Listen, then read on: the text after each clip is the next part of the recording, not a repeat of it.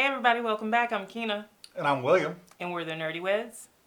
And today we are discussing Justice League, right? Yes. Yes, Justice League. And we're going to talk about the Whedon Justice League. And then we're going to talk about the Snyder Justice League. Oh, we are? I thought we were just we have to talk about the abomination that was. I guess we do have to talk about it, but my reaction was like that because I really don't have anything to say because I slept through most of it. I didn't sleep through most of it, but I find it difficult to remember much about it. Maybe that's what happened. Maybe because I don't remember much of it, I feel like I slept through all of it, even though I watched it, the whole thing. It really... So that's the gist of what I have to say about it. So this is all you. What do you have to say about it? Maybe I can have something to add to what you say. The treatment of the characters in both films was very different. Mm-hmm. And I think we have to kind of mix our reviews here. Because the treatment of the characters in the theatrical release by Whedon was... They were characters, they weren't people. He did not humanize them, so we didn't care about them. They were just thrown together for some purpose, some generic purpose, because I barely even remember it. They didn't want to be together, so they never ever became a team. No. So it's one thing to not want to be together and to be thrown together, and then by the end, you still feel like they're just a group of random people that barely know each other and barely like each other, and that's how we, as the viewer, respond to them. At least that's how I responded to them. So yeah, that was the first big difference. Mm-hmm. The Snyder film brought them together, and they didn't start out gelling, but they became a team even before Superman came back, even before he rejoins them. As himself, and not fighting against them. Their motivations were a lot more clear in the Snyder cut. Their reason for being together was a lot more clear. And their enemy was a lot better defined. Yeah. I think the other big difference between the two is the original Joss Whedon film, and I'm not blaming Whedon for this. This is Warner Brothers, almost certainly, because we've seen what he's done. Firefly is a masterpiece. Buffy was awesome. Angel was great. The original Avengers movie. Okay, I agree with you with that. Because he's done most of so his much projects that he's done before. That's what you love about. That's what we love about his work is the characters. But I'm sorry, his name is on this project. Yeah. He put this project out, so he may not bear like 100% of the blame. But he does blame. He does have some blame in it. No, I'm not disputing that. But I'm saying that he came into the project after Snyder had started, and then they had that family emergency, a family tragedy that caused that Zach to have to bow out of the project, and they brought Whedon in along with the studio, telling him, "We need you to redo this movie because it's too dark. It doesn't have the humor that they wanted to get from the Marvel universe."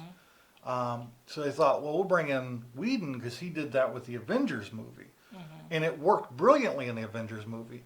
But the Avengers movie had an established palette of heroes that had some standalone movies for the audience to get to know them individually.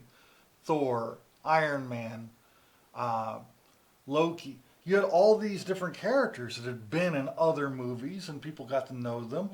And Whedon got to play with that, got to play with our expectations, and really find some humor and some team building in the movie.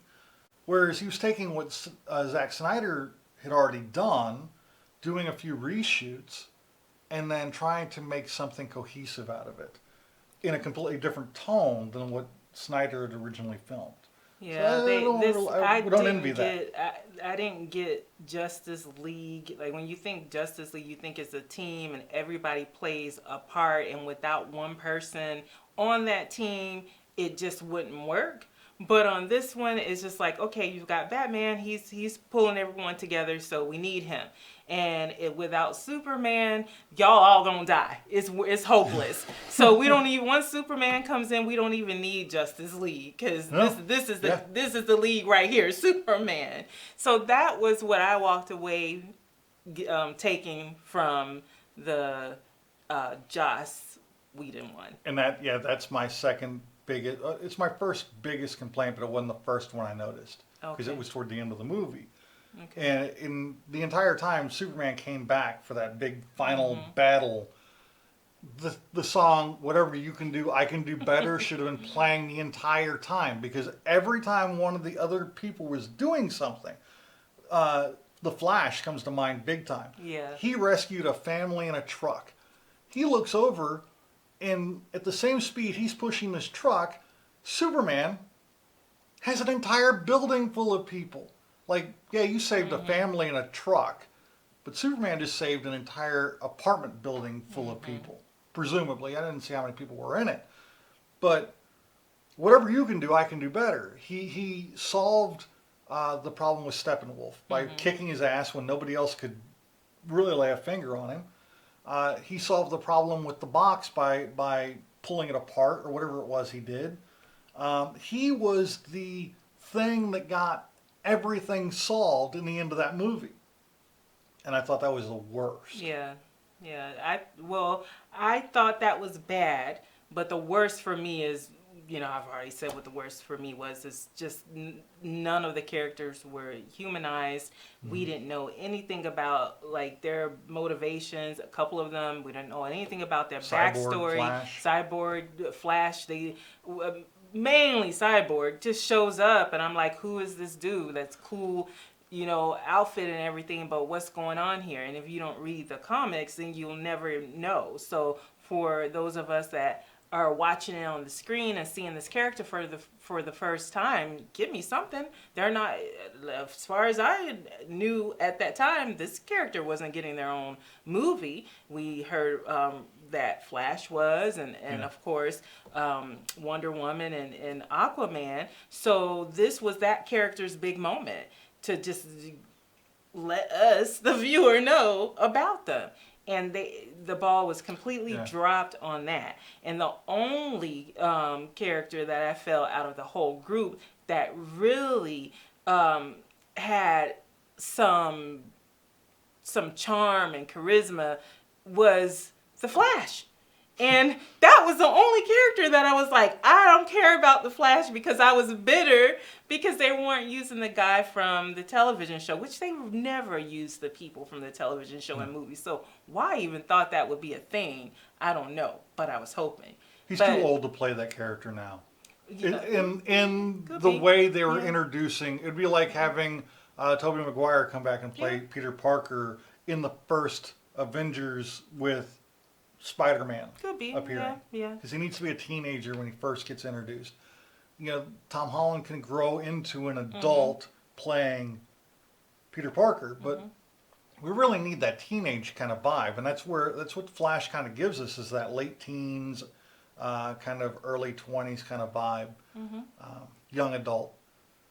And going back to Cyborg, that was the other thing Snyder did right. He had a 4-hour runtime in this movie, and he used every bit of it. There was some stuff that could have been cut out, but Cyborg got a character. He got a story. He got background. We understand why we should care about the character. Whedon didn't give us that. We had nothing. We had no reason to care about Cyborg, his struggle. We got his brief little origin story, and then him gruffly interacting with the characters from that point.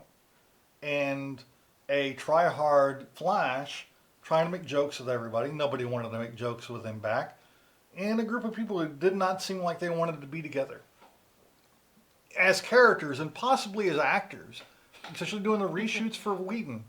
From what I understand, a lot of them didn't even want to be there doing reshoots for the Whedon version of the film. But I think that if Snyder's film had been the first one released, I think everybody would have a much better opinion. I don't think 1984 would have happened. I don't think why that not? Wonder Woman 1984 would have happened the way it did because they were trying too hard to make a hit film because everything else had flopped. Oh, okay. You know, the stupid Suicide Squad movie, the Harley Quinn movie, Justice League, Batman vs Superman, all flops, all just horrible. You know, the funny thing is, the one movie that had the least expectations for is the one that ended up liking best. And maybe that's because I had the lowest expectations. But Aquaman. It wasn't a great movie, but I thought it was better than all of the other ones that you mentioned. Definitely better than all of the ones I mentioned. Not saying much. But if I was wasn't going hard to be better. Me personally, this is a hot take, but my personal tier list, going from my favorite to least favorite of the DCU, up until Zack Snyder's film, would have been Wonder Woman, the first one. Yes. Man of Steel. Aquaman, just because there was nothing else to compete, and then you can throw all the rest of them in any order you want because they don't matter. Okay, so mine would be up until Zack Snyder's cut would be Man of Steel, Wonder Woman, and Aquaman. I was going to do the same thing, Aquaman, but now it would be closer to. I think Zack Snyder's cut actually tops my list as far as the DC movies. It's right up there with Wonder Woman for me. Okay, it doesn't top my list, but it's up there. It's up there, but it does not top my list. The only thing I would have, and I've heard some reviews about, or some theories about what Snyder was trying to say with his second or third ending. I mean, that movie had almost as many endings as Lord of the Rings. Yeah, that's what lost me. That dumb apocalyptic future sequence, I thought, with the dumb Joker from Suicide Squad, like, why is this even here? You took all the momentum, all of my goodwill for your movie. I'm sure there are a lot of people out there who love that part because it probably means something in the comic book. But as far as it seemed superfluous. I can't never pronounce that word. It seemed like it was tacked on. Like, I felt like it was a weird thing to have happen in the Batman vs Superman movie. You know, with him having the like visions of the future or something that was happening in that movie. It just seemed weird. It seemed really strange and out of place, and it kind of took away some of my goodwill for the Zack Snyder films, because the DC, other than like Captain Marvel and Iron Man 3, I think you can put all of the DCU under every Marvel movie as far as tier list of movies that I would sit down and watch again.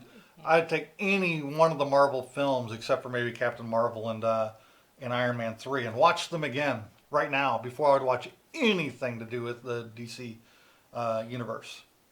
So, yeah, I'm not a fan. I want to be a fan. I like Batman. I like the Dark Knight series. I really loved Heath Ledger's Joker in the second film of the of Christian Bale's Batman series. I loved the aesthetic of it. I was a big Michael Keaton fan when I was a kid. You know, that was Batman when I was a kid. You know.